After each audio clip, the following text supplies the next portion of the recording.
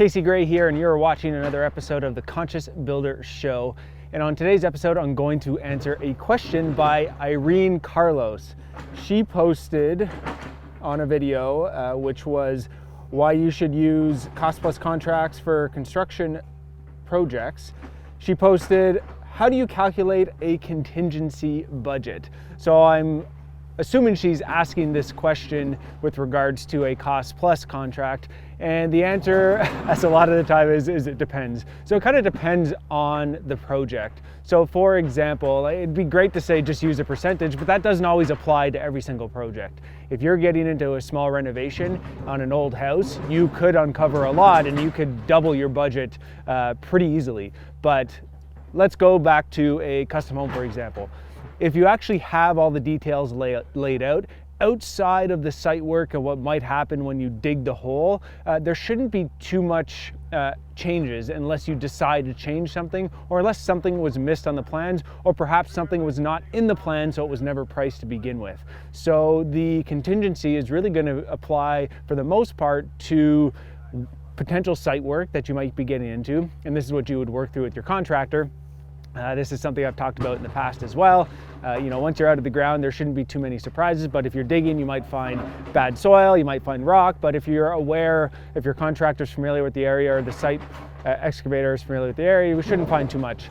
Now, when we get into the new portion of the house, if things are settled on and selected and ordered and they're not back ordered, and we don't hit a pandemic and lumber prices double, those are things that we should be able to account for, and you can have maybe a 5% contingency or something like that in that. But once again, you want to know what you're working with in order to set an appropriate contingency. You don't want to max out your budget through the design process. You do want to leave some room for yourself.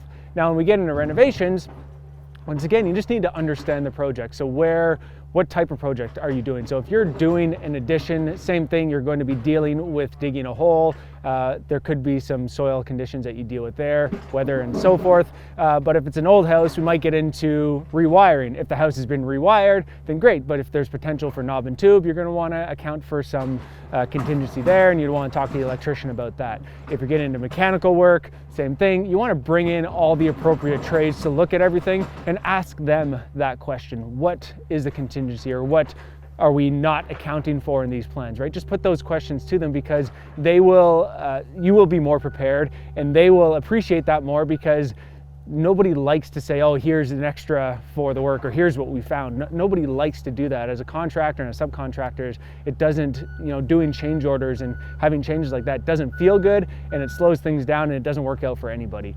But if we can try and catch all of those things ahead of time, then it will go smoother.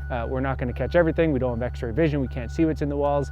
But when you bring on everybody from the start, you can catch those things. And that's why I'm a big advocate for integrated design process, where you have your contractor and your designer working together from the start. And then the contractor will bring all of the subcontractors in that they need in order to try to catch all of these things that we are inevitably trying to catch in that contingency budget.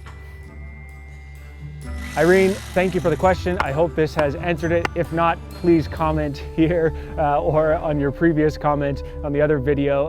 You will try to clarify anything that was not clarified here. And for everybody else who's watching this, if you haven't already, please subscribe to the channel. We have a lot of exciting projects. I'll be answering more questions as well. And we have our first official series, the 3-day cottage, coming up. And all of that is right here on our YouTube channel.